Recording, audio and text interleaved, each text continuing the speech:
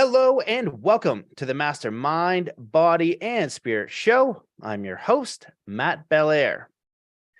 Today's guest is a New York Times best-selling author, an award-winning journalist, and the executive director of the Flow Research Collective. He is one of the world's leading experts on human performance.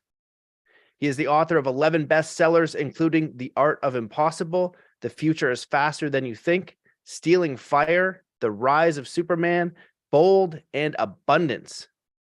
His work has been nominated for 2 Pulitzer Prizes, and he has appeared in hundreds of publications around the world. Welcome back to the show, Stephen Kotler. Thanks for having me, Matt. Well, I'm excited to have you back on. We had a nice discussion to start. We got to get through this interview so you can get back on the mountain, but I've enjoyed reading your new book, Gnar Country.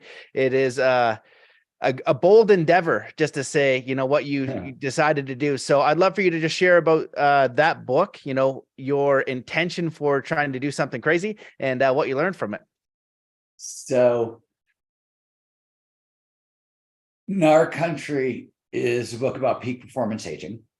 And my interest in this field sort of grew up. My core focus is flow, right? The optimal state of consciousness known as flow. And I run the Flow Research Collective, where we study the neurobiology of peak human performance focused on flow. So what's going on in the brain and the body when we're performing at our best, since flow underpins all optimal performance, we spend a lot of time looking at the neurobiology and neurodynamics of flow. And flow, for reasons that we could talk about later, plays a huge role in peak performance aging. Really, really, really important for peak performance, really important for peak performance aging. Not surprising, but there's a bunch of extra benefits we get getting into flow over time, but our ability to access the state may decline over time, those sorts of things. Anyways, there's a whole bunch of new ideas that came out of flow science, a couple other sort of whiz-bang fields, embodied cognition, network neuroscience, etc., that said, at least on paper, right, in the lab, that most of what we believed about aging, about the second half of our life, wasn't true. And there were a couple of big takeaways. The first is that the old idea about the traditional idea of aging, I call it the long, slow route theory. It's the idea that all of our mental and physical skills decline over time. There's nothing we can do about that. We can't stop the slide.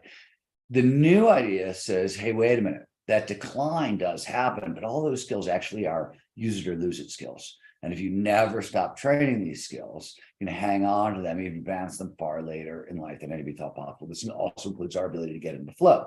Right, declines over time, but if properly trained, can go through the roof. But this is true with strength, stamina, VO2 max, all different aspects of cognition, etc. And most importantly, what all this research started to suggest is that the idea that an old dog can't learn new tricks is totally ridiculous. It turns out old dogs are better at different kinds of learning than a lot of younger dogs. And according to all this stuff, on theory, somebody in their 50s, myself, should be able to learn even really difficult physical skills. So I decided, let's put it to the test. And I designed what maybe one of the more radical experiments ever run in peak performance aging, which is I decided to see if I could teach myself how to park ski in my 50s. Park skiing, as you know, is the discipline in skiing, snowboarding that involves doing tricks, off jumps, on rails, wall rides, boxes, etc. It's pretty dangerous, very acrobatic, and for about 11 different biological reasons. It's supposed to be very difficult to learn over the age of 35. You get to 45, it's really impossible. By 50, 55, you're just downright crazy. People just laugh at you.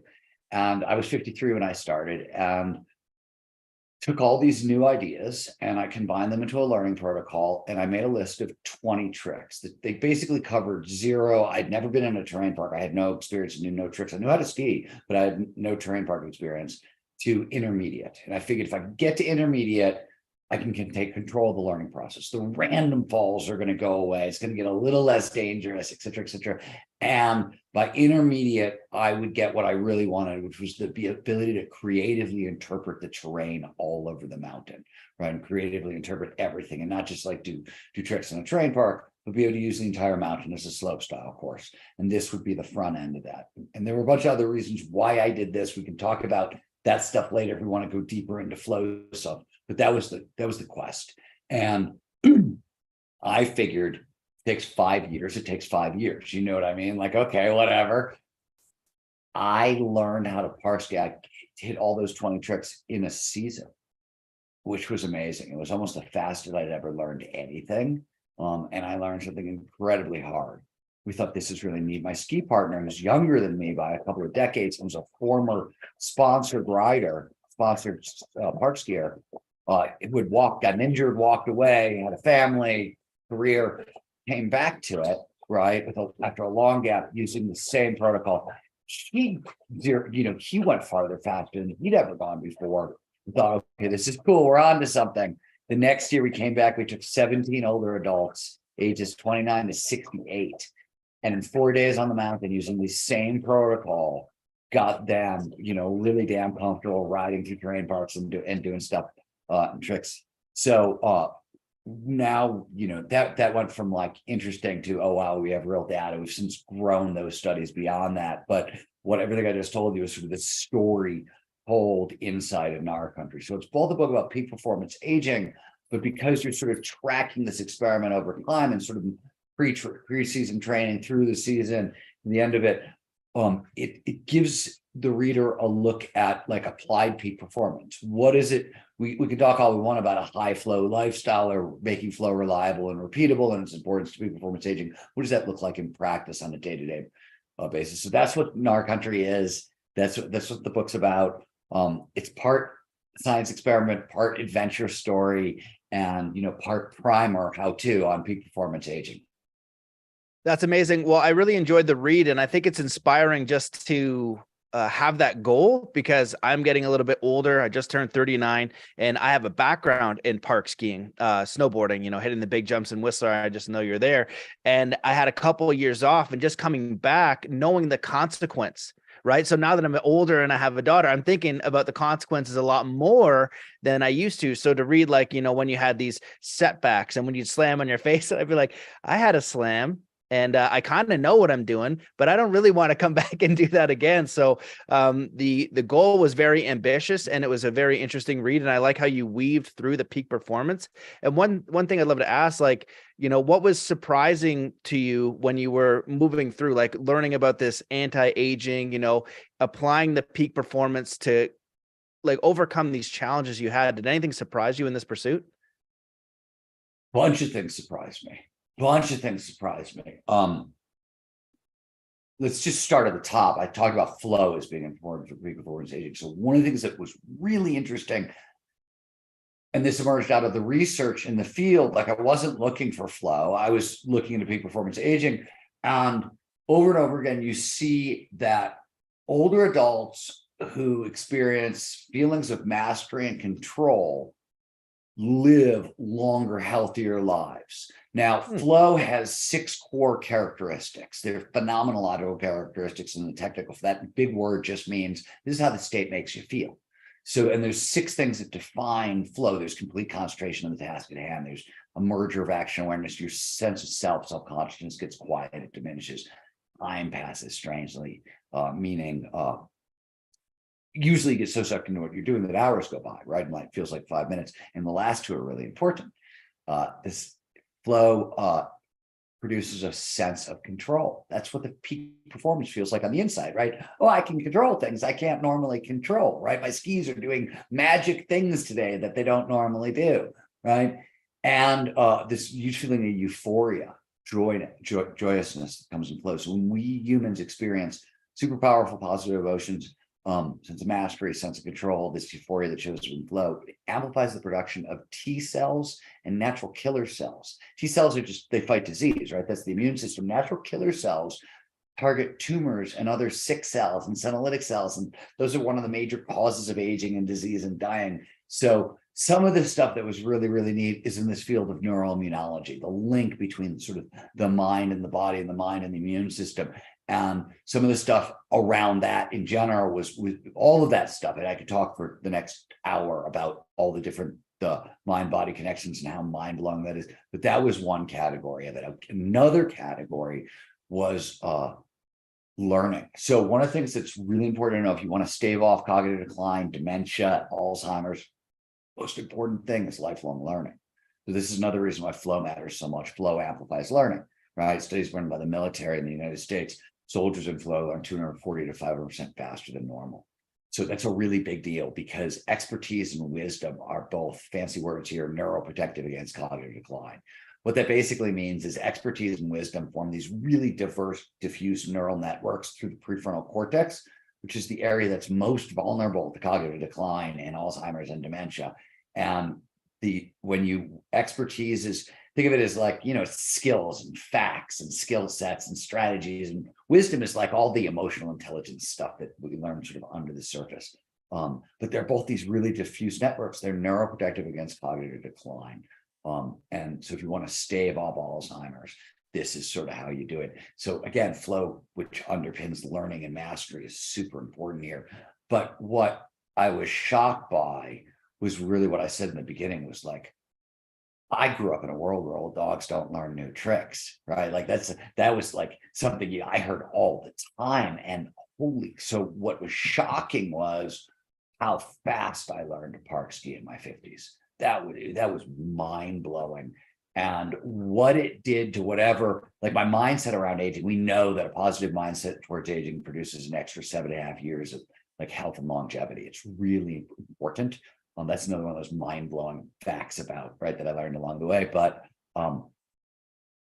changing your mindset can be tricky, right? There's stuff you can do around your language and around mindfulness and things like that. But having a quest like my Gnar style adventure where I was like, I'm going to learn to park ski at 53. Fuck, man. By the time I learned my first nose butter 360, whatever else I thought was possible in the second half of my life was out the window. Because it didn't something I was doing nose butter 360s. That was not something I ever thought I was going to be able to do. And it was mind blowing. And it really sort of restructured a lot of what was possible. And the last thing, this is in the book, but it really it blew my mind.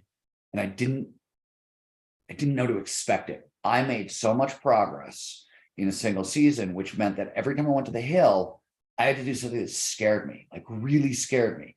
And I was successful most of the time, right? Like I pulled it off. I learned the thing. I did the thing, but I still would get like little residual PTSD from it. Even though I've been successful, the thing I had done scared me enough that I was like, a little twitchy. And over a course of a season where I was making all this progress, by the time the season ended, I was really twitchy. There was a lot of like PTSD from success. I had no idea that was possible. I actually called Laird Hamilton, the big wave surfer, and the story is in the book. And I was like, dude, you've got to talk to me about this. Like, I had no idea you could get PTSD from success. And he started laughing because it's something that happens to big wave surfers all the time, right? They'll go out for a couple, like swell and move in, they'll like 3 or 4 days of big waves.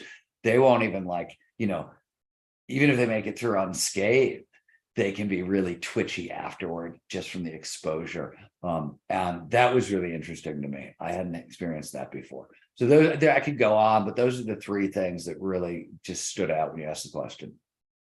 Yeah, well, that's really fascinating. With the PTSD part of it, it's funny because I told you at the beginning of this, like I recently, first time ever, I fell backwards off a cliff onto rocks and I saw it coming. I was like, oh no, it wasn't a great snowpack this year. And if I didn't have my camera, I wouldn't have known what happened, but I basically got bit by a snow shark going the wrong way because the snow wasn't deep enough. And coming home, I was like jittery. It's the fight or flight. You're activating the central nervous system, the fight or flight response, and you have to learn how to kind of navigate that. And I'm curious for you, like, how important is it to do something that you're really passionate about physically that is putting you into the realm of scaring you, of pushing you, but also inspiring you so much that you're willing to architect and orchestrate your life in a way that you're like, I want to get so good at skiing at 50, but I'm a best-selling New York Times author. I work with some of the best athletes in the world. I have this business side of me, but there's this other side that's being fueled up. How important do you think that is in someone's life to have both of those things functioning? There's a lot to unpack there. Let me just high level, for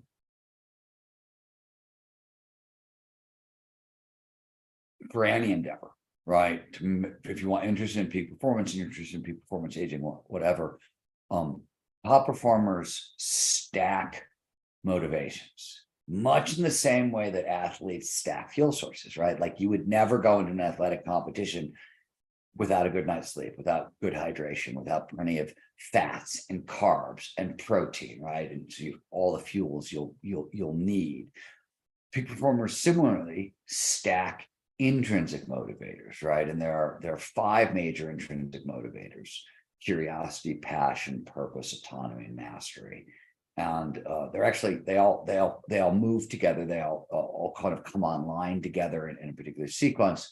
So you want to stack all of those, right? And then on top of that, you've got goal setting. And there's 3 tiers of goals that humans respond best to. We like mission level goals. What I call a massively transformative purpose at the top of the pyramid. These are overarching goals for your life.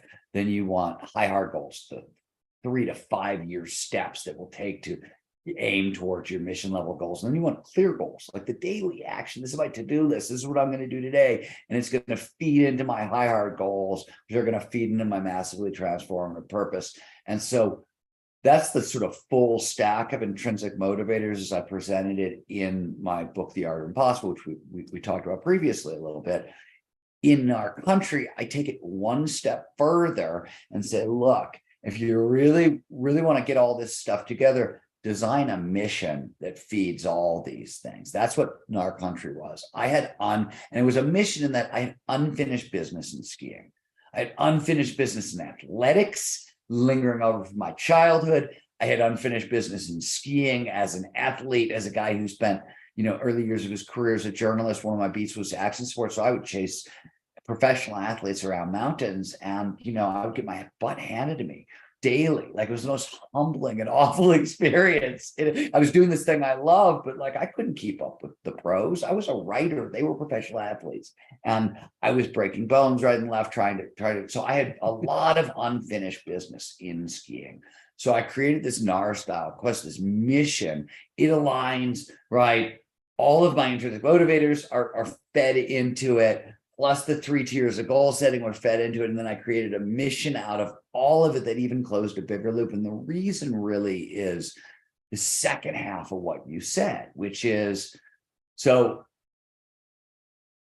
flow states have triggers, preconditions that lead to more flow. Flow underpins learning and mastery, right? So the more time in flow on the ski slopes that I get, the farther, faster I'm going to go as a park skier.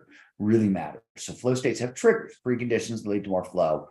Simple idea here. There's 26 triggers in total, but what they all do is they drive attention to the present moment. Flow doesn't show up if all our attention isn't on the task at hand. That's what the triggers do. They drive attention to the task at hand. And we pay the most attention to the task at hand when the challenge of the task slightly exceeds our skill set. So you want to stretch, but not snap. So in younger people, it's usually about a 5% difference. The older we get, it shrinks down to about a 1% difference. One of the things I did as part of my learning protocol, but that was I went 1 inch at a time. I knew that this shrunken challenge skills sweet spot, for reasons that you're talking about, what you're describing, you fell on your face, you hurt your back, all of this increases what's known as allostatic load, which is the impact of stress over time on our psychology and our physiology, right? And one of the things that does is first it kills us, but it also shrinks the challenge skills sweet spot, right? So in older adults, it's a lot thinner, and you want to go 1 inch at a time, meaning start with an established motor pattern that you can do 100% of the time with zero fear and almost no conscious interference, and then build on it one little movement at a time. And don't try to make it like homework. This isn't like deliberate practice, it's deliberate play. You want to make it like improvisational and fun. That's really the best way to amplify all of this. But that's the challenge skill sweet spot. Flow's most important trigger. So you're always pushing on your skills, and you're always coming out the other side of a flow state more complex, more adaptable, wiser, with more mastery. Flow. So when I say flow is neuroprotective against cognitive decline, those are the reasons. Those are some of the reasons why. And you see how all of this, it ties together nicely. The other thing you need to know is all those intrinsic motivators that I talked about, curiosity, passion, purpose, autonomy, mastery, those are also flow triggers. When we have those things, autonomy, right? When we're the one driving the bus, we really care where the bus goes, right? That's simple. Mastery is I love these skills. They're helping me go where I want to go. So all this stuff, these are big curiosity. drives focus, passion drives focus, purpose drives focus. These are all flow triggers. So if you get them all stacked together and you get that challenge skill sweet spot tuned right, the result is a tremendous amount of flow. What happened to me, why is it progress led to PTSD, is like, this was the weirdest part about the whole damn thing, is I set out saying, I'm going to go so slow. I'm going to go so slow. Like what I could call victory on any given day was really freaking small. And yet, as you can tell from the books, like even doing this, you'd have like, I know these breakthrough days where I would learn 3 or 4 new tricks in a day. And like, I started with a list of 22 tricks I wanted to learn, or 20 tricks I wanted to learn. So if you knock 4 of them off in a day, that's a big day. That's a ridiculous amount of progress. And I would get there like with these tiny, tiny, tiny steps, which was wild. Also very surprising. I love all that. And you're kind of addressing that success isn't kind of linear sometimes, where you might have like stagnation and then all of a sudden it pops. And I've had that in skateboarding before, where I go day in and day out, I'm skating and skating. I can't land anything, or it's just not coming together. Then one day I go and I'm just landing everything in a row. And I was like, I have never done that. 2 days ago, I wanted to give up because I suck so bad. And that's a very challenging one to get back into when you're older too. It takes a lot of balance. And I kind of beefed up a little bit with my weight. So I was heavier and a little bit more muscular. Usually skateboarders tend to be a little bit thinner, a little bit more light, so I'm a little bit heavier, trying to balance around. So you shared a lot of great points there. And one of the big ones is this idea of a mission and linking that all together. And I think that is one thing people really struggle with when we want to go towards peak performance. You need to have something that's a worthy goal. Just when I was learning about law of attraction and manifestation and that whole spiritual world, it really, that whole world, they'll talk about manifesting and all that kind of idea. And in peak performance, we have a goal. But the big challenge I found when speaking with people or coaching people is that they don't know what the heck that they want to go towards. They don't have this inspiring thing to work towards, to then use all of the peak performance, all the spirituality, all the tools, all the tactics we have to achieve that goal. It's got to be lined up. And one of the things you teach about is massive transformative purpose. And I love that. So I'm wondering if you could give people like a tiny framework, if they're just starting with this process, like how to get a little bit more clear, and then maybe adding a couple tips with the protocol to begin their own journey. Because I feel like this is covered in The Art of Impossible. And if you go to the passionrecipe.com, there's a free, for the Flow Research Collective, has a free masterclass on this protocol, because so many people wanted to know how to do this. So the way to think about it, and I'll do this really fast because I've just given you a lot of assets for where to find it. I said earlier, you have 5 big intrinsic motivators: curiosity, passion, purpose, autonomy, and mastery.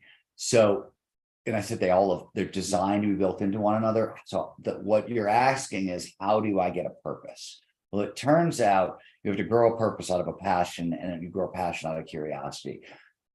Curiosity is a motivator. It gives you focus for free, drives attention, right? But it's not super sustaining over the long haul. It's enough to get you awake and keep you interested, but is it gonna, when it's 3 o'clock in the morning, the 5th night in a row when you're trying, you know what I mean? Or it's the 120th time you tried the skateboard trick, is curiosity alone going to get it done? It's not.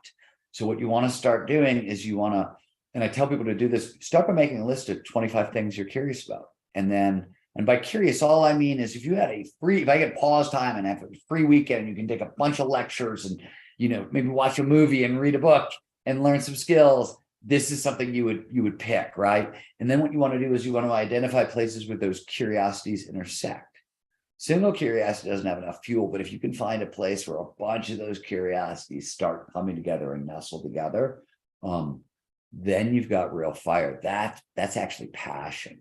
People screw this up a lot because they think they have an image in their mind of what passion looks like. I said, give me an example of passion in athletics, and you'll give me like LeBron James sculling in for a windmill dunk, and yeah, but that is mature, late stage, all grown up adult passion. What that passion looked like at the front end when you were trying to cultivate it was like a little kid in a driveway trying to get a basketball sink through a hoop. That's what it looks like on the front end. So you can't expect it to feel like that windmill dunk until you fed that passion for 20 years. That's the end result. And so people go in the front end looking for something that literally cannot show up biologically for a lot longer. So all you're looking for is the intersection of multiple curiosities. Once you take that and you couple it to a cause greater than yourself, you figure out how your passion can make the world, the planet, the environment, the lives of animals, the lives of turtles, I don't care, better. That's purpose. And there's neurobiological reasons why each of these things works as a motivator. And basically, the more of these in a row you get, the more reward-based neurochemistry you get. So the more motivation you get. And the full sentence, the way to think about it is curiosity is built into passion. Passion is built into purpose. Once you have a purpose, what do you want next? Autonomy, the freedom to pursue your purpose. What do you want after you got autonomy? Mastery, the skills to pursue it well. And that's the full stack of intrinsic motivators. And one gets developed into the next, into the next, into the next. And the thing I always want to tell people is your brain is a pattern recognition system. It finds links between ideas, does this automatically, free of charge all the time. It's what neurons do at a really basic level. Your job is to figure out what your curiosities are and play there 5-10 minutes a day and let those intersections start to come to you. You're not, maybe some of them are obvious. A lot of them are going to be less obvious things that you learn by just feeding your curiosities a little bit at a time. You want to do this slowly. This is meant to happen slowly. And the reason is this: you literally do not want to be like 2 or 3 years into your passion to figure out that, oh shit, this was only a phase. You know what I mean? And so it's meant to happen slowly. We're very impatient these days. What's my big passion? What's my big purpose? And especially these days, because like having a passion and purpose is sexy now. You could go talk about it at a bar on Friday night, it'll get you laid. Right. And it's true. I'm in business meetings now where people lead with, hi, my name is Sarah and my passion is blah, blah, blah. Or my name is Henry and like, if we would have done this 30 years ago, somebody would have punched us in the face and kicked us out of the meeting. Like that, like, are you freaking kidding? And so this, like, its passion is which is great. Like, this is fantastic. This is one of the reasons that I've been involved in this work for so long, is I wanted to see that kind of shift in the boardroom. And in society, but it's sexy, and because it's sexy, people are impatient to be there now, and that's just not how the biology works, right? You have to be patient along the way. Flow will help amplify the speed of the process. So there are ways to use flow to sort of speed this up a lot, and flow is ultimately how you end up turning passion into purpose, into how you move along that arc as well. But that's sort of the quick and dirty answer to your question. If you want more, thepassionrecipe.com or the Art of Impossible will help you out. Or if you want to see what this looks like apply, right, or stacked in the real world, that's Gnar country in a sense. Yeah, I appreciate that. And that was very well summarized and incredibly helpful. With looking at peak performance and aging specifically, it's interesting what we believe, I think, is so important. As you mentioned before, I had Chris Duffin on the podcast a while back, and he squatted and deadlifted 1,000 pounds for reps. So he is one of the strongest men to ever live. It's completely absurd. And I can't remember the age, but I think he was 70. His name's Rudy, I believe. If you look at Chris Duffin's Instagram, you'll find it. And I believe at 70, he was deadlifting 500 plus pounds and squatting around 400. And basically what Chris is saying is that, this strength is possible and it's also healthy. So when you think about a 70-year-old, let me just blow your mind with something right now. We'll answer your question in a second, but I just going to give you like mind-blowing wild fact. Yes. let me ask it as a question. What do you think is the single most important correlate for peak performance aging? The single thing that is most important for health, longevity, out of anything? Mindset? Leg strength. Oh, I love it. Leg strength, leg Wow. strength for preserving Huh. cognitive, for fighting off cognitive decline and physical health, leg strength. In fact, thigh muscle mass inversely correlates with mortality.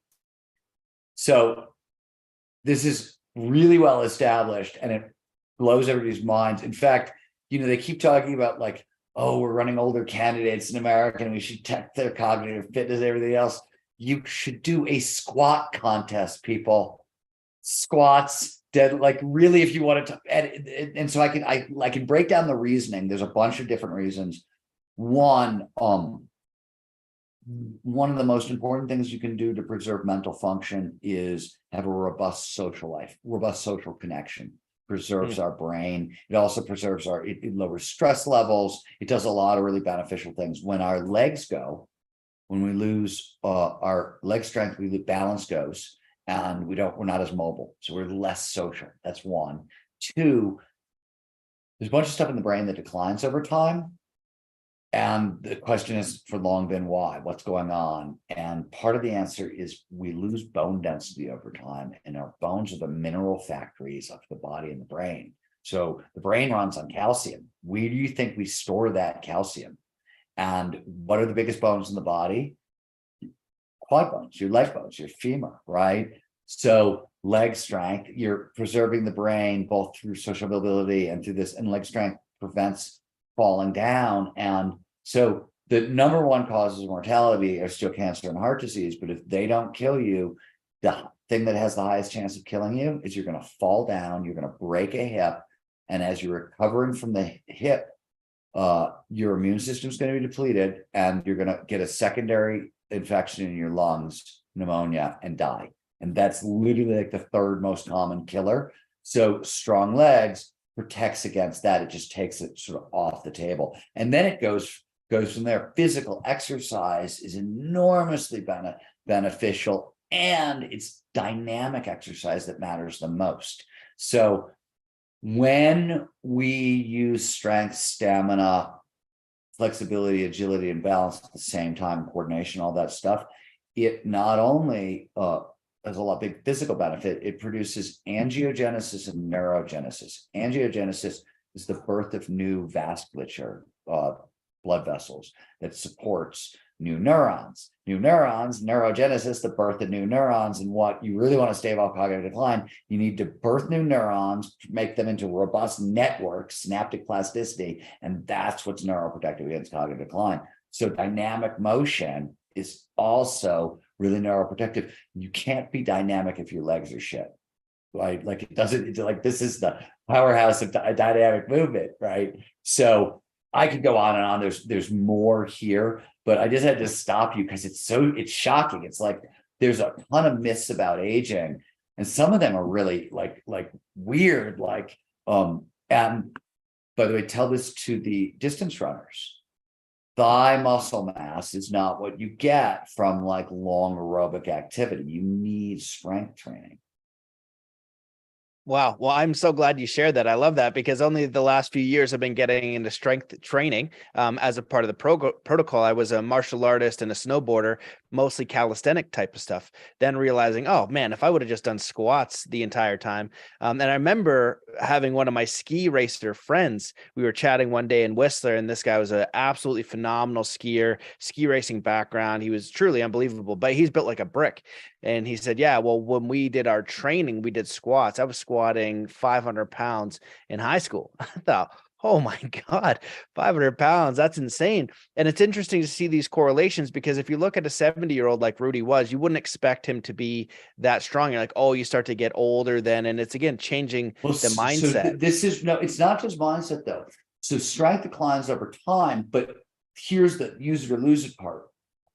We will lose, like we lose about 30% of our muscle fibers between like age 25 and 90 or something like that. That happens. But what they don't tell you is if you train, first of all, this is if we're training it, we get to keep 70% of the strength that we had when we were like 18 in peak form we wanted to. That, which is a big deal in and of itself, but the remaining muscle fibers, it turns out, they learn how to do more work. So they become more efficient and more effective. So you end up being able to perform as if you've kept 85, 90% of your strength, and which is amazing. So that's, a really cool, so that's mindset matters, of course, but this is actually like literally use it or lose it. VO2 max is the same thing. So VO2 max starts falling off a cliff at 25, right? And yet when they go out and they measure octogenarian triathletes, guys who've been running triathlons, men and women have been running triathlons, for 30 years, starting in their 50s and their 80s, they have the VO2 max of like healthy 35-year-olds. So we can really perform at our best till much later in life. This is what some of the new stuff is showing, and it's across the boards. Where it gets weird is where it gets interesting and unusual is that some of the interventions are not what you would expect. We can train all this stuff, but some of the ways that we have to train some of it is just, it's new, it's different, it's not what you would think. Exactly. And so that's the training methods are developing rapidly. But anyways, it's cool. Well, I love that interjection. And it's interesting with Rudy, he started at 50. Right. And so I think I wanted just to point out, like, what we think is possible as we get older is different than what most people believe. I always thought as I got older, I was going to get better. I never had the mindset that, I'm going to get old and I'm going to wither away. I'm going to train my whole life. It's a part of who I am. It's a part of what's most important. If you look at whether it's spirituality or even, people who've done great things, they always treat their body as their temple, right? You look at these old statues of Socrates, supposed to be one of the smartest guys, and you look at all these old statues, they're absolutely jacked. What were they all eating? What were they all doing? They were just these physical masters. And they also talk about the importance of having body mastery and strength and combat with the philosophical mind, which I think is so important to combine those two, because when you bring them together, whether you're doing this in athletics, whether you're doing it in art, if you're pursuing mastery in something that fires you up, it transfers into your business, into your social life, into your relationships, into your family, because I feel like you're more fulfilled, right? When you go on the mountain and you do something and you have that joy and that's energy that you can use for something else. And I'd love to ask you, it's been my experience when I do something out in the sport world, maybe I landed like a 900 or something. I wanted to do a double backflip this year. That was my goal. I came close before I kind of quit. We didn't get the snow year for it, and I'm not trying it on ice, but I remember landing other tricks, like a really nice 900. I was so lit up. And what it does is you're like, you think, what else is possible? Right? What else is possible? And so in your pursuit, when you did this, did you have one of those aha moments for maybe your business or your life, whether it's physical or like with the flow research, you're like, oh no, you're like, boink, you got this inspiration. You're like, now I have a new idea of what my limits are as far as business or what you're pursuing with skiing. Well, all the time. I don't have one. I mean, I have millions, right? Because that's sort of how it works, right? And what I've found, and people say that I have the ability to kind of see farther, like it's something I'm good at naturally. And early on, I became very close friends with guys like Peter Diamandis. Peter Diamandis wanted to open the space frontier. So whatever, Eddie did, right? And he did. And Peter's been a very good friend of mine for a very long time. So I came in already with this idea that I could set ambitious goals. And every time you achieve them, right? It doesn't matter if it's snowboarding your 900 example. It's always, well, what else can I do? What else can I do? Right? What else can I do? That progress is the most addictive drug. And on top of that, so we know very much that the amount of flow in your life directly correlates to meaning, purpose, overall life satisfaction, well-being, that sort of thing. Another big element in all those things that I just mentioned that we all want is essentially the satisfaction of a job well done. We love long goals, those mission style goals, really good for us, especially later in life, by the way. Really, really, missions are helpful at any stage, but they really start to matter later in life. We're better suited for them. But that was one of the things that I loved about weightlifting, actually, because when I started working out, I was so skinny and I was so small. And it took me almost 10 years to get anywhere. I tell this story where, like, I remember being in a gym in San Francisco. Mind you, I had been working out 3 to 4 times a week for 5 years at this point. And this big dude comes up to me and he sort of like puts his arm around me. He's like, don't worry, man. If you stick with it, you'll get somewhere. And I literally wanted to shoot him in the face. I was like, motherfucker, I've been doing this for 5 years. I was so mad. I was so mad. I was like, I'm an ectomorph. Fuck you. Anyways.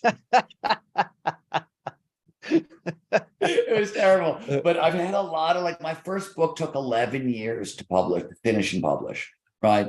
There's been in my life, we recently published a paper on what happens in the brain in the first 2 seconds of flow. It's literally 30 years worth of research in that paper. So I love those kinds of projects, those kinds of really long missions. Personally, they're really good for us over time. And outside of the amount of time we're going to spend in flow, they're a really good marker for, like, overall well-being, life satisfaction, meaning, right? You have to earn meaning, and this is one way you do it. And those long projects are really important from we talked earlier about the massively transformative purpose, and one of sort of its benefits is once you set one up, anytime you make sort of progress towards those mission level goals, you're getting more dopamine, you're getting more motivation. So it feeds itself, and it's a really beneficial cycle. Amazing. Well, I love all that. There's a lot of different ways I'd like to go, but we only have about 10 minutes left because I know you want to get back on the mountain. So I'll kind of give it to you to choose. Would you like to talk about anything in particular of the book? I love ideas about protocols just for me. I think that in your books, I like how you do the story, but then I can find the protocol because I want to go do it. So things like Wim Hof, I'm like, okay, he's sitting in cold. Well, what I'm going to do is I'm just going to go in the cold and not do his breathing and test that.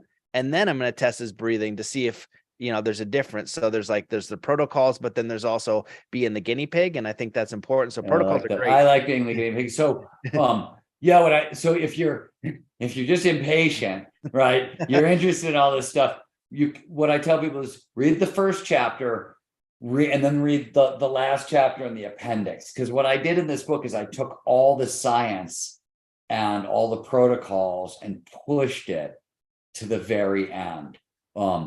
And it's funny, people have come up to me, they're like, why couldn't you put it up? And it's because I had to tell you so many things first. You couldn't understand. If I tried to move this stuff up front, you'd be so bored with the book, but it wouldn't have worked, but it wouldn't have made sense. And so all the protocols are at the back end. But the one that I sort of like the most, it's rule 1. Right. There are 10 rules that I sort of set up around peak performance aging. And one of them is it's a goal setting motivation thing that I think of. So I when I'm setting up hard goals, I tend to think of it, I work for the boss. The boss is the version of myself who creates those goals. Because in the moment, like day to day, I'm like everybody else, right? I get into the situation, I'm like, what's the easy high? What's the quick fix? I'm busy, I'm stressed, right? But because I work for the boss, and the boss is the one who creates the rules, the protocols, right? I don't have to make decisions. Like, I just do what I'm told. I literally treat it that way. So the boss is the person who sets up the rules and creates it, and because the boss is the person who has my long-term best interest at heart. And I know long-term, because we just talked about it, right? The satisfaction of a job well done, being on mission, all those things, that's actually what's going to make the biggest difference in my life. That's what this idea prioritizes. And in the moment, it allows me to, I don't even have a choice. So when it came to skiing, let me put this in the context of skiing. I had a ski partner, Ryan.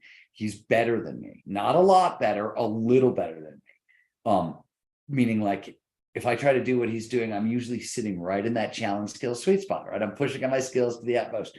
And so what I realized is going into the season, one of my rules was if Ryan can do it, meaning if he did something on the hill, I have to do it. I had 3 caveats. Don't do it if you're feeling too much fear. Back off, come again later, because that will crush performance. Don't do it if exhausted. And low mass exhaustion, feel good pleasure chemicals. So you have to have, if I'm swishing my turns or under jumping my hits, I'm exhausted. Come back later. Or, Ryan, there's shit. He was a former sponsored athlete. So if Ryan wants to, he can throw a 700 to the moon. And I'm just not going to be doing that first. You know what I mean? So like without those 3 caveats, that was it. This was like, I work for the boss. So this is the rule. The rule is if Ryan does it, I have to do it unless A, B, or C. And it sort of was awful and yet wonderful at the same time, because what I realized, big picture, over the years, I've been skiing with Ryan a long time. If he does something and I don't do it, I get really pissed at myself, right? And I will beat myself up and I will turn this thing into a much bigger thing than it is. And it'll take me like 2 or 3 years to finally get it done. And I'll really, like, every time I see that thing, it'll haunt me, it'll bug me, right? Like, so I realized, I was like, wait a minute, by following this rule, it's short-term displeasure. I have to do this thing that scares me versus like years of actually beating myself up over not doing it. I was like, well, wait a minute, this equation is wrong. Let's change the equation, right? And so that, to me, out of everything that I talk about in the book, I mean, there's a lot of other things you can do on a date, right? But it was this sort of master rule that really had the most freedom in it, in a weird way. Like it was a way of like taking choice off the table, but by taking choice off the table, there was the most freedom, which I know was counterintuitive, but it really helped. Well, I love that. And your protocols are really helpful. And then also, you speak about it in the beginning of the book, just how you set up your day. It's crazy how much you get done in a day. And I realized that I'm a slacker. I was like, holy smokes, like this guy is getting up this time. Like, oh my God, I have got to get my shit together. That is amazing. You've been able to accomplish a lot. Do you want to comment on that, or do I just keep ranting? You can keep ranting. But so I'm not, I'm an early riser. So like you should always work in accordance with your circadian rhythms if you can, because you're not going to win that fight very well. So I'm an early riser. All I started to realize is I could push that a little earlier and a little earlier and a little earlier. And you're right. There's an amazing amount. I essentially, because I get up at 4 o'clock in the morning and I work most days till like 5 o'clock. I could work a full day and go ski a full day, right? And it just, what I don't have, I'm married, so that's beneficial, but I don't have much of a social life. I always tell people, if I'm not married to you, if I don't ski with you, or if I don't work with you, I don't know you. Those are the people, right? Those are the only, so there is some, there's a trade-off involved that may not be for everybody. But it has worked for me, and it's sort of amazing. You get up a couple hours earlier before the rest of the world and just work those plus the rest of your day. You do that for a couple of years. People always say, how the hell did you write 14 books? And those sorts of things that I've done. This is the answer. Yeah, and it's flow. Plus flow, right? Yeah, you have an incredible work ethic. You definitely accomplished a lot. I know we have a couple minutes, so the last thing I'll ask you was, what was the most fun thing about this experience and this challenge you've given yourself? And do you have something high on your bucket list that's come out of this? So the most fun thing was that I skied the biggest line of my life last Wednesday. I'm 55, right? Nice. So your dream was to always be getting better. I'm still getting better. And yes, like, park skiing is new, but I've always been a big mountain skier. Like, that's what I did. And the fact that I skied the biggest line of my life, like that's the whole point. And what was the second half of the question? What came out of that? Oh, do you have a new bucket list that came out of this, like an item? I only ask because one of mine is I want to go to Alaska and ski the big lines on a heli. I do want to do that. I've got a lot of friends who go every year, and they've been trying to get me to go for years. I've been to Alaska and I've done that. I wanted to get myself to the point that I could go back and like not be terrified for my life every moment of every day. I don't think that's possible, but like I'm getting close to the point where I'm like, okay, I think I'm ready to go back. So that's always on my bucket list. No, I mean, like, what's expanded is those 20 tricks are no longer satisfying. Like I got things on my trick list where I'm like, really? Like, really? Yeah, you had to put that on the trick list. Really? We're gonna learn to do that. So like there's some of those which is the cool part.